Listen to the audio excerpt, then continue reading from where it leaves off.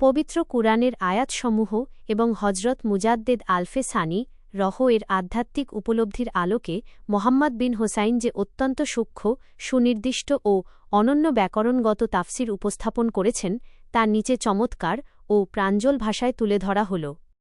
কুরআন তাফসিরের ইতিহাসে এক নবদিগন্ত, মোহাম্মদ বিন হোসাইনের সুনির্দিষ্ট সংখ্যাভিত্তিক তাফসিরিক বিশ্লেষণ। মহান আল্লাহ তাআলা কোনো কিছু কখনো উদ্দেশ্যহীনভাবে করেন না। তাঁর প্রতিটি বাক্যে এবং ব্যাকরণগত বিন্যাসে নিখুঁত হিসাব রয়েছে। মোহাম্মদ বিন হোসাইন পবিত্র কুরআনের আয়াত এবং ব্যাকরণগত গঠন পদ্ধতির নিগূঢ় তত্ত্বের ভিত্তিতে এই আয়াতের যে সঠিক ও চূড়ান্ত তাফসির উন্মোচন করেছেন তা নিচে আলোকপাত করা হল। ১.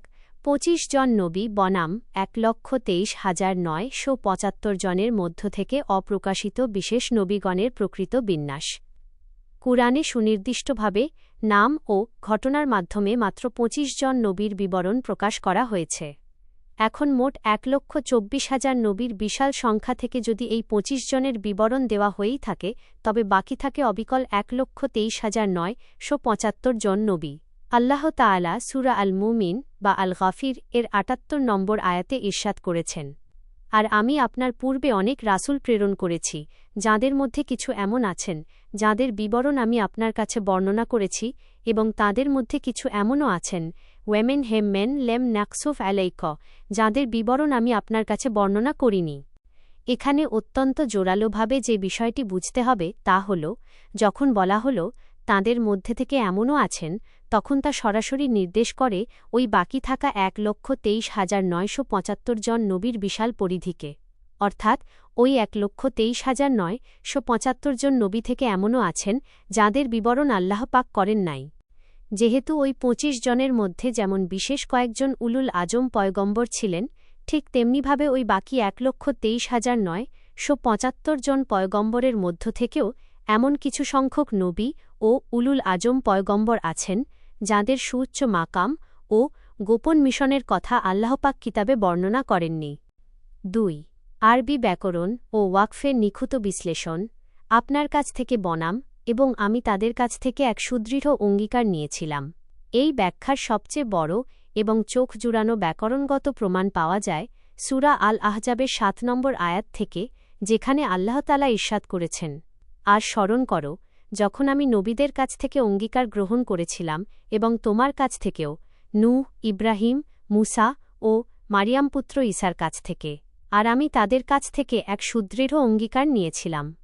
এখানে আয়াতের গঠন ও আরবি ব্যাকরণের নিয়ম অনুযায়ী অত্যন্ত সূক্ষ্ম একটি তাত্ত্বিক বিষয় লক্ষ্য করার মতো।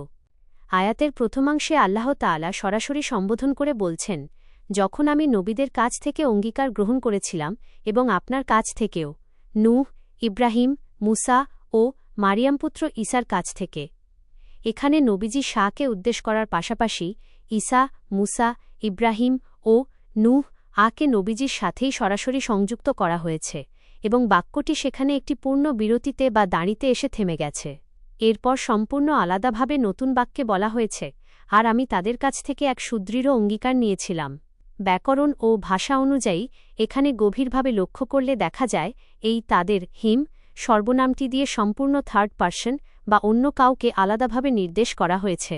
আসল সত্য হল, যেহেতু এবং তাদের কাছ থেকে সুদৃঢ় অঙ্গীকার নিয়েছিলাম বলার মাধ্যমে থার্ড পার্সন বা অন্য কাউকে আলাদাভাবে বোঝানো হয়েছে, তাই এটি সন্দেহাতীতভাবে প্রমাণিত হয়ে যায় যে এটি আর নবীজিকে শাহ উদ্দেশ্য করে বলা হয়নি। ৩. দাঁত ভাঙা জবাব ও শ্রেষ্ঠত্বের অখণ্ডতা। কেন এই সুদৃঢ় অঙ্গীকার নবীজি বা ওই ৪ নবীর নয়? যেহেতু আয়াতটির শুরুতেই নবীজিকে আলাদা করে বলা হয়েছে এবং আপনার কাছ থেকে, আর পরবর্তী বাক্যে এবং তাদের থেকে বলে সম্পূর্ণ আলাদা করা হয়েছে, এতে স্পষ্ট প্রমাণিত হয় যে এই সুদৃঢ় অঙ্গীকারটি নবীজির কাছ থেকে নেওয়া হয়নি। এক্ষেত্রে প্রশ্ন উঠতেই পারে যে, তাহলে কি এটি ঈসা, মুসা ও ইব্রাহিমকে বোঝানো হয়েছে? আসল সত্য হল, এবং তাদের কাছ থেকে সুদৃঢ় অঙ্গীকার নিয়েছিলাম তাদের বলে থার্ড পার্সন বা অন্য কাউকে আলাদাভাবে যখন বোঝানো হয়, তখন অবশ্যই এটি নবীজিকে আর বলা হয়নি, নবীজিকে উদ্দেশ্য করে বলা হয়নি। যখনই বলা হয়েছে এবং তাদের থেকে, তখনই প্রমাণ হয়ে গেল যে এটি নবীজিকে বলা হয়নি। যেহেতু নবীজিকে বলা হয়নি যিনি সকল নবীর শ্রেষ্ঠ, এটি প্রমাণিত হয়ে গেল। অতএব ঈসা, মুসা ও ইব্রাহিমকে এই সুদৃঢ় অঙ্গীকারের অন্তর্ভুক্ত না বলাটা তো আরও অধিক স্বাভাবিক ও যুক্তিযুক্ত। যেখানে সর্বশ্রেষ্ঠ নবী হজরত মুহাম্মদ শাহ কেইএই সুদৃঢ় অঙ্গীকারের কথা বলা হল না, সেখানে ঈসা, মুসা ও ইব্রাহিমকে যে এই সুদৃঢ় অঙ্গীকারের বাইরে রাখা হয়েছে তা তো অতি স্বাভাবিক। কারণ এই আয়াতটির মধ্যে ঈসা, মুসা ও ইব্রাহিমকে নবীজির সাথেই সংযুক্ত রাখা হয়েছিল এবং তাদের নাম উল্লেখ করেই সেখানে দাড়ি বা বিরতি দেওয়া হয়েছিল।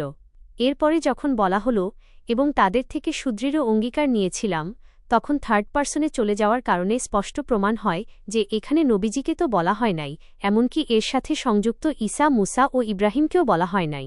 এখানে অন্য কোনো বিশেষ নবী ও উলুল আজমের কথা বলা হয়েছে যাদের গোপন মিশন ও সুদৃঢ় অঙ্গীকারের বিবরণ কুরআনে প্রকাশ করা হয়নি। ৪. হজরত মুজাদ্দেদ আলফে সানি রহ-এর ইরশাদ ও নিখুঁত সংযোগ। এই তাত্ত্বিক গবেষণাকে আরও শক্তিশালী করেছে হজরত মুজাদ্দেদ আলফে সানি রহ-এর আধ্যাত্মিক বাণী। এ প্রসঙ্গে মুজাদ্দেদ আলফে সানি রহ ইরশাদ করেন, আল্লাহ পাক আমাকে যে গোপন উদ্দেশ্যে সৃষ্টি করেছেন, আমার যে মূল কাজ, সেই গোপন কাজের তুলনায় হেদায়েতের কাজ, দিন প্রসারের কাজ, মানুষকে হেদায়েত করার কাজ রাস্তার ফেলে দেওয়া আবর্জনার সমতুল্য। তেমনি নবী গণের সৃষ্টির উদ্দেশ্যও তাই। তাঁদের ওই গোপন কার্যের তুলনায় দিনের দাওয়াত ও হেদায়েতের কাজ রাস্তার ফেলে দেওয়া আবর্জনা সমতুল্য। তিনি তাঁর নিজের গোপন কাজের কথা এবং নবীগণের গোপন কাজের কথা একসাথেই বর্ণনা করে বুঝিয়ে দিয়েছেন যে নবীগণের জীবনেও সাধারণ দাওয়াতের কাজের পাশাপাশি এই গোপন ও বিশেষ আসমানি মিশন তথা সুদৃঢ় অঙ্গীকার এর বাস্তব উপস্থিতি রয়েছে। উপসংহার: মোহাম্মদ বিন হোসাইন তার এই তীক্ষ্ণ বিশ্লেষণ, ব্যাকরণগত পংক্তিবিন্যাস, ওয়াকফের নিয়ম ও সংখ্যাভিত্তিক যুক্তির মাধ্যমে এটি দিবালোকের মতো স্পষ্ট করে দিয়েছেন যে কুরআনে উল্লিখিত অপ্রকাশিত নবীগণের বিষয়টি কোনো সাধারণ বিষয় নয়, বরং ২৫ জন প্রকাশিত নবীর বাইরে বাকি থাকা ১,২৩,৯৭৫ জন নবীর মধ্য থেকেই এমন কিছু অপ্রকাশিত উলুল আজম পয়গম্বর রয়েছেন, যাঁদের সাথে এবং যাঁদের কাছ থেকেই মূলত স্বয়ং আল্লাহতালা প্রিয় নবী ও প্রখ্যাত ৪ উলুল আজমের থেকে আলাদাভাবে সুদৃঢ় অঙ্গীকার ও গোপন মিশনের রজ্জুতে আবদ্ধ ছিলেন। পরিশেষে গৌতম বুদ্ধ, যাঁর ধর্মীয় অনুসারীর সংখ্যা পৃথিবীতে কেবল ১ কোটি নয়, বরং চীনসহ বিশ্বের বিভিন্ন জনবহুল অঞ্চলে যাঁর অনুসারী আজ ১০০ কোটির উপরে বিস্তৃত, এবং যিনি ঈসা নবীর প্রায় ৫০০ বছর পূর্বে অর্থাৎ প্রিয়নবীর প্রায় ১,০০০ বছর পূর্বে আগমন করেছিলেন, তিনি হাজার বছরের সেই কালচক্র ও সংস্কারের পরিধি অনুযায়ী নিঃসন্দেহে একজন উলুল আজম পয়গম্বর। মোহাম্মদী বা নববী হাজার বছরের সংস্কার ধারার সূত্রে বিচার করলে এবং তার বিশাল অনুসারী ও ঐতিহাসিক উপস্থিতি মিলিয়ে তিনি যে সেই উচ্চ মাকামের বাহক তা স্পষ্ট হয়। হাজার বছর আগের সেই প্রাচীন সময়ে তার মৃত্যু, সমসাময়িক নানা ঐতিহাসিক ধ্বংসযজ্ঞের নিদর্শন এবং তার নির্মম প্রস্থান, সবকিছু মিলিয়ে তাঁর সেই গোপন মিশন কী ছিল তা কেবল সর্বজ্ঞ আল্লাহ তাআলাই সবচেয়ে ভালো জানেন। এই দুর্লভ, মৌলিক ও নির্ভুল তাফসিরটি আজ কুরআন তাফসিরের ইতিহাসে এক যুগান্তকারী সংযোজন।